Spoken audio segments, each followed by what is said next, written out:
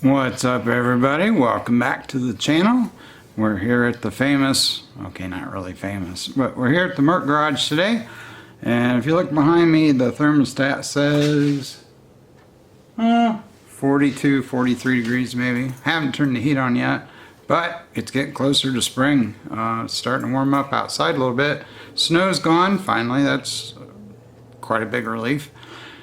So spring's getting close, so it's time to get in gear. So this is going to be a really quick update video, just kind of let you know what we've been up to the last few days. We got a few things going on. We've got the little gray parts washer there. We started playing with it a little bit last week. Did a few parts, just kind of see how they were going to turn out.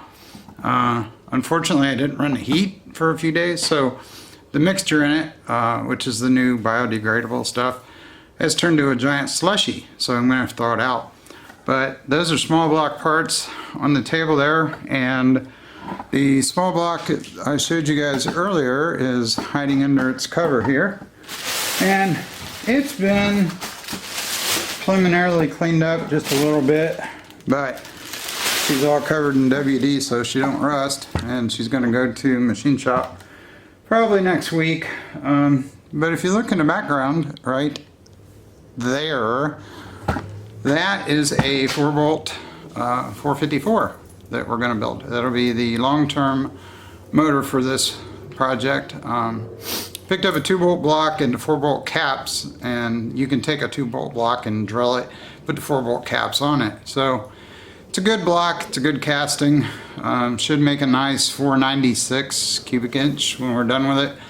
We're going to put all good parts in it because I talked to NHRA Division 3 last week, and I wanted to do 2x3 box frame rails on this for the main rails because I like the look of it with the T-bucket front end. I can do them in chromoly, but chromoly, because it's thin wall and it's a harder material than mild steel, it doesn't like to take a lot of repeated cycles of stress. So when we had our front engine dragster, we found out real quick that transporting it in the trailer, you had to have something under the center of it, because what would happen is the thing flexes back and forth, back and forth, back and forth. It actually fatigues the joints and the steel. So I wanted to keep this thing mild steel for the main frame. That means that if any part of the frame under the cab is mild steel, it won't cert faster than 750. So that being said, we've decided we're not going to scrap the whole idea of a drag and drive builder with it, but we are going to kind of shift gears. We're only going to cage it probably to 850, which is, it's all mild steel and it's a lot less bars, a lot less work. And that's fine. It'll still be plenty fast, it'll still be fun. And that'll let me throw the small block together and get it running this summer, and then I can squirrel away parts to do a blower 496 build. And I think that's really gonna look cool in it, especially with the big wheels. So we done some work. I'll walk you over here. On the floor right there is the dash. We took the dash out, and to get the dash out we had to drill out about 9 billion little spot welds. So you can see if I can see it on here. We've got all these little spot welds drilled out all the way along the bottom where the dash was, and there's the seat just kind of sitting in it. We actually did some trial fitting last week, and it's going to allow me to, let me sit you back up.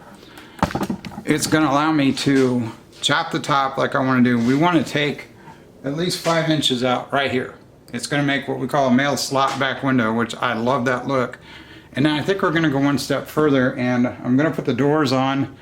And I picked up a really good deal on some bar stock. I'll show you, not bar stock, but tube.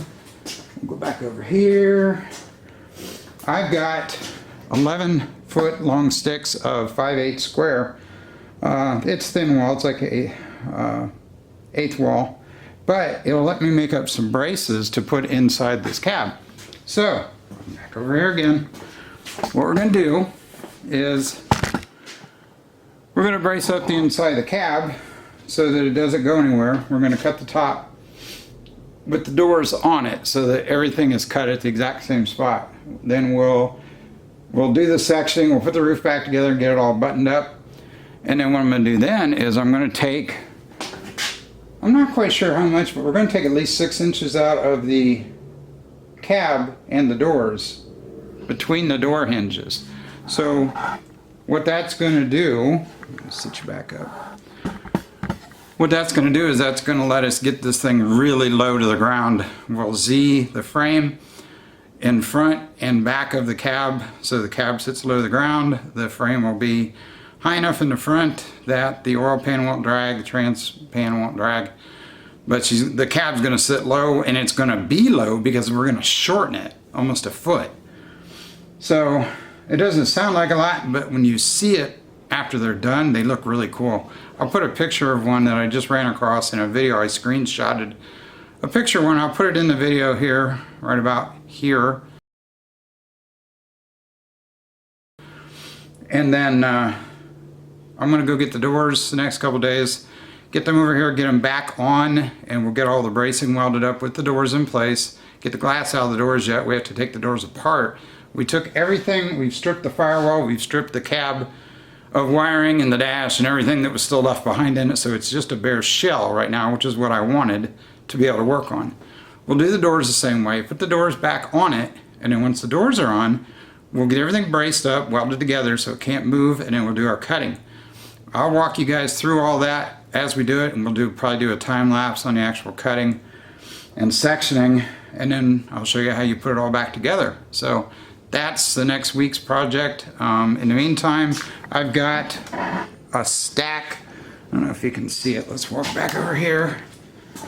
I have a stack of stuff under the table that has to get cleaned yet. That stuff's kind of preliminarily been cleaned just to test out the parts washer, and I didn't even use the pump. I just basically used it like a bathtub. But I've got to get the old junky 5.3 apart.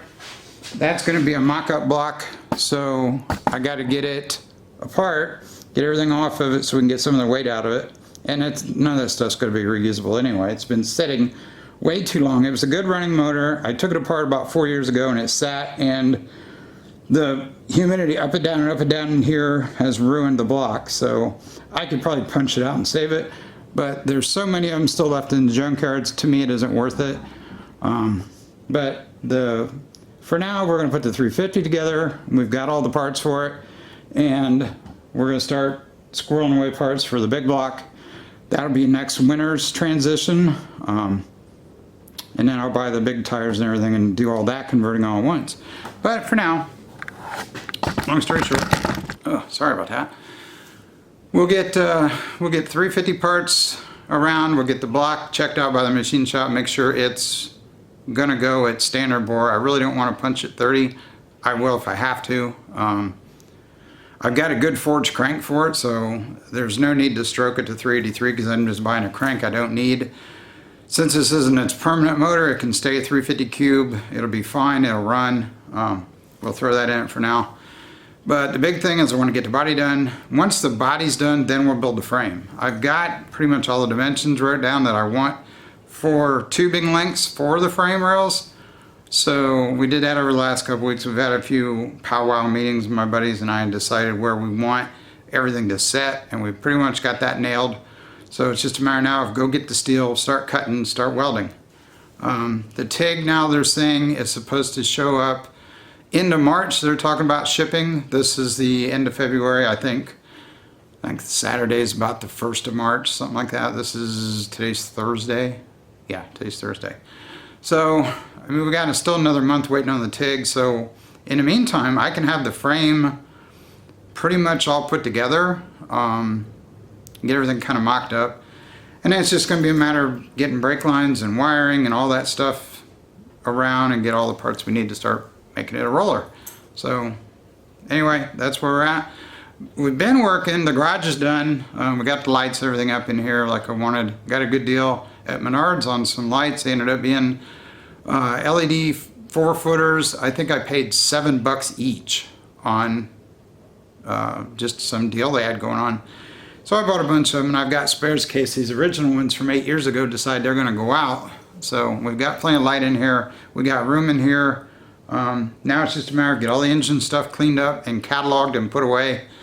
Then we'll start cutting the cab and doing all the fun stuff. So next couple weeks are going to really start moving.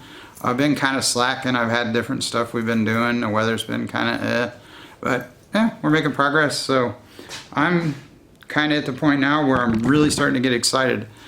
We're getting closer to spring. We're getting closer to car show season. There's a lot of drag and drive stuff coming up. We're still throwing around the idea of either bracket racing the S10 this year or maybe doing a couple drag and drives with it with a new drivetrain. I don't know if I want to invest a bunch of time into the S10 at this point. I'd rather work on this, so this is probably just going to be the focus. We might go run some bracket events at Bunker with the S10. Well, time will tell. First test and tunes, I think 20th of April. It's like 6 weeks, 8 weeks out still, so we got plenty of time to figure out what we want to do. But anyway, that's where we're at. I'll get off here, get this edited today. We'll get it up, and hopefully we'll do some more this weekend. I'll have a short video. I'll show you all the stuff we got cleaned up, and we'll get the doors back here from storage, get them on after we get them gutted, and by this time next week we should be cutting the cab. So I'm getting pretty excited. It's getting closer to actual, big progress stuff. So anyway, like, subscribe, ring the bell, do all the stuff you normally do, and don't be a hater. Everybody's starting somewhere with a build, and some people know more about it than others. So if you see people on the internet asking questions, give them honest advice. Don't just don't be a dick and go, well, you're just doing that wrong and that's stupid or whatever. Try to encourage people. Try to get people that maybe aren't working at your level to teach them something new. Give them some advice that's actually usable. Don't just poo-poo whatever they're doing just because it isn't the same taste as you. The car community is a pretty close-knit group, and we don't want to exclude anybody that just because we don't have the same taste they do. We're all doing this for the same reason. We love cars, we love building stuff. So, we want to grow this community, not, segregate it. So, you see somebody on the internet, and there's a lot of forums, there's a lot of groups on Facebook, people asking advice, and I see this every day, and it makes me mad because rather than give good advice, they just, oh, that's stupid, or oh, you're an idiot, or whatever. Don't be that guy. Help people out. This is how the hobby grows. This is how I learned everything I've learned is from people ahead of me that were doing it ahead of me, before I did it. So my goal now is I've got my apprentice Chris that comes down, and I'm teaching him what little bit I know, and hopefully through these videos, maybe some of you will pick up, something useful. So anyway, that's my rant for the day. We'll see you guys probably over the weekend. So in the meantime, do your thing, get out in the garage, get something done. We'll see you guys soon. Have a good week.